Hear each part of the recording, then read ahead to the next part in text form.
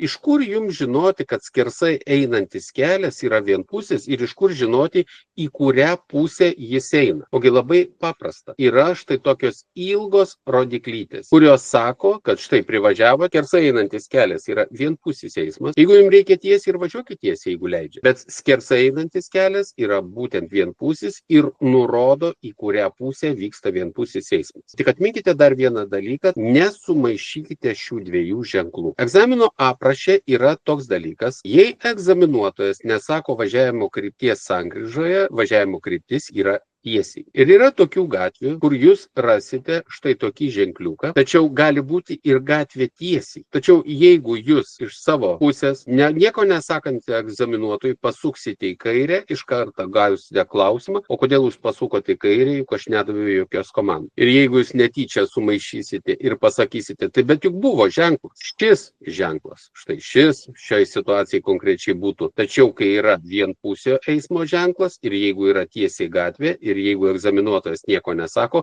jūs ir turėtumėt važiuoti tiesiai.